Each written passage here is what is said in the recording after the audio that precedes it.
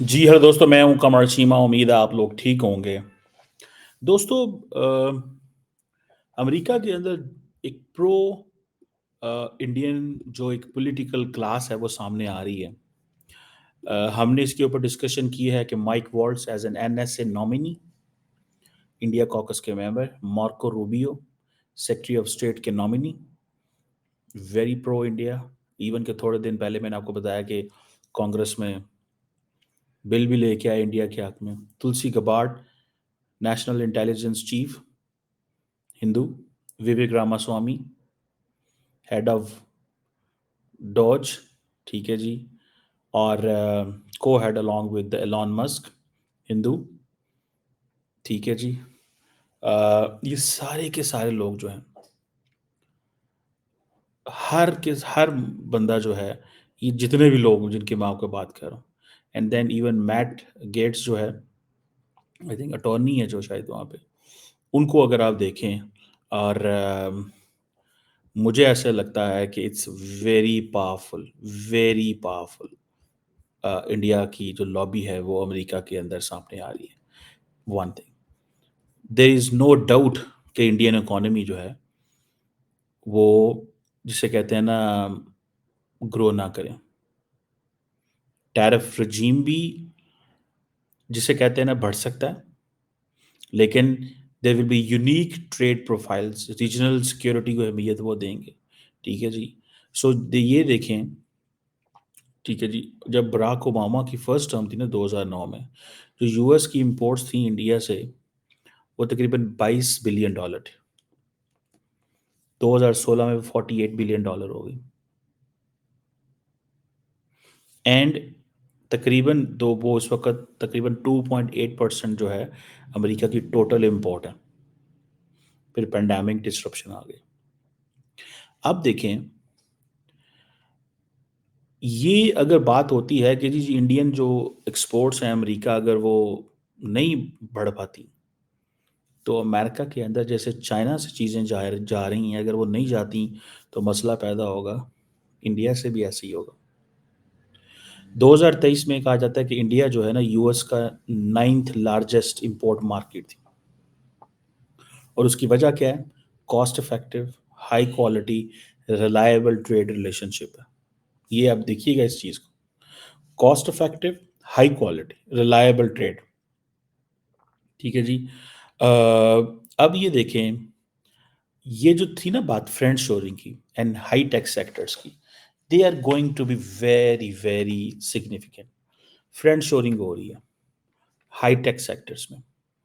और सिर्फ यही नहीं है, रीजनल मार्केट्स भी आप ग्रो करेंगे, ये मैं आपको बताऊंगा। अच्छा, इंडिया जो है, जैसे मैंने आपको बताया, 9वां बड़ा इंपोर्ट मार्केट है अमेरिकन के लिए। जब से चाइना एंटर हुआ है वर्ल्ड ट्रेड ऑर्गेनाइजेशन में, इसने हमेशा ग्लोबल ट्रेड को डोमिनेट किया। अब क्योंकि चाइना के ऊपर स्क्रूटनी आ गई है, ट्रंप की जो फर्स्ट टर्म थी उसमें तो बहुत चाइना के लिए मसले बने, इंडिया बेनिफिशरी बना। इंडो पैसिफिक की जो स्ट्रेटेजिक इंपॉर्टेंस है, यूएस इंडिया पार्टनरशिप, इंडिया की एक्सपोर्ट ऑलरेडी बढ़ी है इस सिलसिले में। और इस पर ख़ास तौर पे जो लो टू मिड टेक प्रोडक्ट्स थी, इनकी वजह से अब अमेरिका की बेसिकली रिलायंस इंडिया के ऊपर बन गई है। किस चीज़ में? Cost effective supply chain. ये आप जेन में रखिएगा, कॉस्ट इफेक्टिव सप्लाई चेन। और ये जितने भी डायमंड्स हों, पर्ल्स हों, ये आपको पता है अमेरिका जो इंडिया जो है, that just send 28% of the US import जो है डायमंड्स की एंड पर्ल्स की, वो इंडिया से। ये जो रिसेंटली गुजरात के अंदर, आई थिंक कहाँ, आई थिंक डायमंड बड़ी मार्केट इंडियन गवर्नमेंट ने इफ्तिताह किया था, वो इसीलिए थे बिकॉज उनको पता लग गया था, ठीक है ना, कि हमें क्या करने की ज़रूरत है। सो जो इंडियन एक्सपोर्ट्स है वो बड़ी तेज़ी से बढ़ रही हैं, स्वाय 2019-20 के अंदर। 21 में भी बढ़ गई, जो क्या नाम है उसका, 22 में भी बहुत थी, 23 में थोड़ी कम हुई हैं। सो ये चीज़ें हैं। मेरा ख्याल है कि if I am not wrong, Indian exports to USA 2022 में अराउंड $90 बिलियन के करीब थे एक्सपोर्ट्स। 2023 में तकरीबन 84-85 बिलियन डॉलर के करीब। अब ट्रम्प साहब के बारे में ये कहा जा रहा है, ठीक है जी, कि वो मुख्तलिफ कंपनी पर टैरिफ लगाएंगे। मुझे लगता है कि जितने लोग सिस्टम में बैठे हुए हैं उनको चाइना के भी खिलाफ हैं, pro India, they will encourage Trump not to do this. Trump का प्रॉब्लम क्या है? As a businessman he likes negotiations to strike deals. So ज़्यादा एक ओपन इंडिया जो है वो पॉसिबिलिटी है, ठीक है जी, और ये होगा। उसके बदले एलॉन मस्क भी इंडिया आएगा, ये याद रखिएगा। और एलॉन मस्क की जो स्टार लिंक सैटेलाइट है वो भी इंडिया आएगी, ये आप देखिएगा, इन्हीं 4 सालों में आएगी, पहले वो नहीं आई, ठीक है जी। अब कहा यह जाता है कि जो ट्रेड की अगर कंपोजिशन देखी जाए ना, तो जो 10 में से 5 बड़ी कैटेगरी जो यूएस की इंपोर्ट है इंडिया से, उनमें एक डबल डिजिट ग्रोथ आई है 2009 से 2023 के बीच में देखा जाए ना। उसमें सबसे इंपॉर्टेंट जो है वो electrical machinery and equipment going from India to USA 17%, pharmaceuticals 20%, mineral products 16%, organic chemicals 10%, vehicles and parts 10%। और कहा जाता है कि जो अमेरिका की जो इंपोर्ट है इंडिया से 2009 से लेके ऑन, बट इट हैज़ 4 गुना की इजाफा हो गया हुआ। सो ये चीज़ जो है कि जो ट्रम्प ने इंडिया के वाले से एक इंडिया का ड्यूटी फ्री एक्सेस दी थी under the generalise system of preferences, जिसको बाइडेन ने रिवर्स नहीं किया। और यही वजह है कि जो यूएस की इंपोर्ट्स हैं फ्रॉम इंडिया वो ग्रो हुई हैं, जिसमें आप इलेक्ट्रिकल मशीनरी, इक्विपमेंट, ये सारी चीज़ें हैं। और ट्रम्प आपको पता है चाइना पे भी टफ है।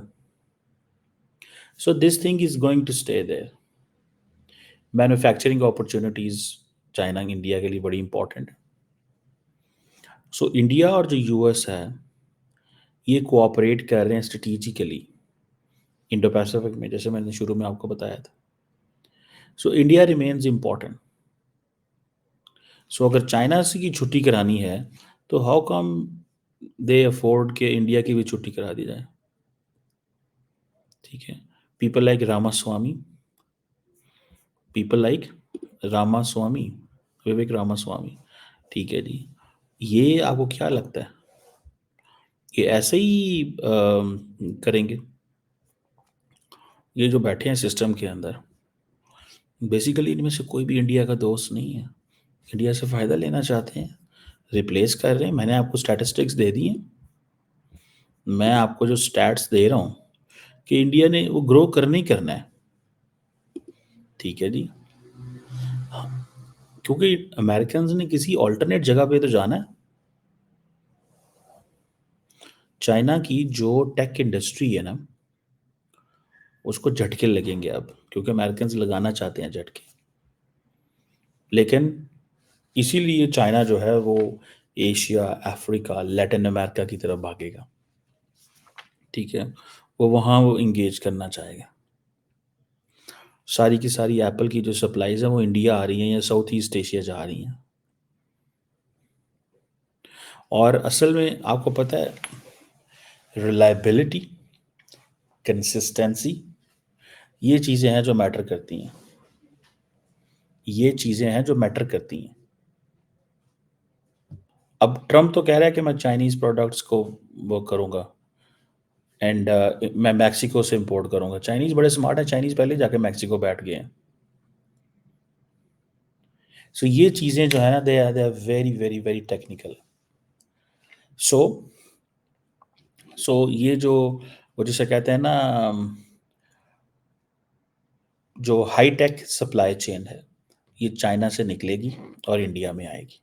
और ये जो हमारी, मैंने आपको थोड़े स्टैटिस्टिक्स बताएं कि अब जो जो ख़ास तौर पे electrical machinery, equipment, pharmaceutical, mineral products, ये सारी की सारी जो है ना ये इनकी वैल्यू वर्थ बढ़ी है, ठीक है जी। सो मुझे नहीं लगता कि ट्रम्प दौर में, क्योंकि सारे के सारे तो यार ये यार हैं, उसके, ठीक है। अब आप मार्को रूबियो को देखें, Marco Rubio as a secretary of state, will he go against India? Marco Rubio as a secretary of state, will he go against India? आपको पता है, मैं उसकी पुरानी वीडियो देख रहा था विवेक रामास्वामी की, जो अब डिपार्टमेंट ऑफ गवर्नमेंट एफिशिएंसी चलाएगा। उसने एक बात की, जब नरेंद्र मोदी ने 2023 में एड्रेस किया, उसने कहा कि जो नरेंद्र मोदी है ना, वो अनअपोलोजेटिकली इंडियन नेशनल आइडेंटिटी की बात करता है। अनअपोलोजेटिकली इंडियन नेशनल आइडेंटिटी की बात करता है। That is where we need to learn from Modi. वो कहते हैं हमें मोदी से सीखना चाहिए। तो सारी की सारी ये बातें जो की जा रही हैं ना, कि इट्स नॉट, अगर यूएस लॉबी होती थी ना, और इजराइल लॉबी होती थी ना अमेरिका में, तो अब there is an Indian lobby. बस वो जो इजरायली लॉबी है उसके साथ, क्योंकि अमेरिका का इंटरेक्शन स्टाइल इंगेजमेंट डिफरेंट है एज कम्पेयर टू इंडिया का। अगले दिन मैं सुन रहा था, स्पीकर थी नैन्सी पेलोसी, तो उसने कहा कि अगर ये सारे कैपिटल गिर जाए, कैपिटल हिल गिर जाए, फिर भी हमारी जो सपोर्ट है इसराइल के लिए, वो नहीं, अनवेवरिंग सपोर्ट। यानी कि अमेरिका तबाह हो सकता है, इसराइल को हम तबाह नहीं होने देंगे। ये उसके लफ्ज़ थे।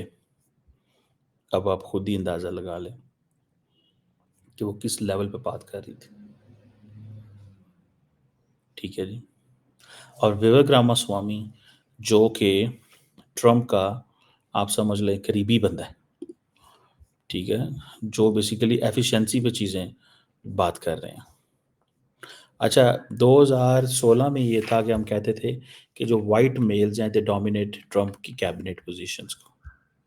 2016 में उस वक्त माइक पेंस था, ठीक है जी, जो कि डोमिनेट करता था, जो सेक्रेटरी ऑफ स्टेट रही था, सेक्रेटरी ऑफ डिफेंस थे, बाकी Tony general and other people, they were all white Americans.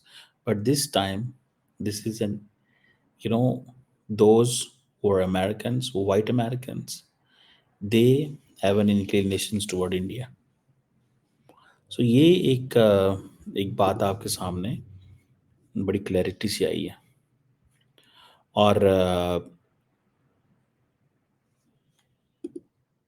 जिसे ये कहें कि फॉर एग्जांपल मैं जो उसको देख रहा था, अटॉर्नी जनरल को, मैट गेट्स जो है, वो कह रहा था कि America has a great friend in India, ठीक है जी। सो उसकी पुरानी ट्वीट्स अब लोग ढूंढना शुरू कर दिए लोगों ने, कि इस बंदे ने पहले क्या कहा था, उससे पहले क्या कहा था, उससे पहले क्या कहा था। होती है ना बात, इस बंदे ने क्या कहा था, सारी बात जो है वो हो गई है। सो लोगों ने, अपने रिसर्चर्स लगा दी हैं, जाओ पुरानी ट्वीट्स ढूंढो, उन ट्वीट्स को पिन करो, शेयर करो, वो चल पड़ती हैं।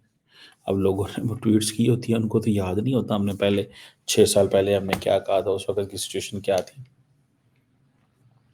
अब मार्को रूबियो को देखें, तुलसी गबार्ड को देखें, आपको लगता है कि विद दीज थिंग्स ये ऐसे होगा?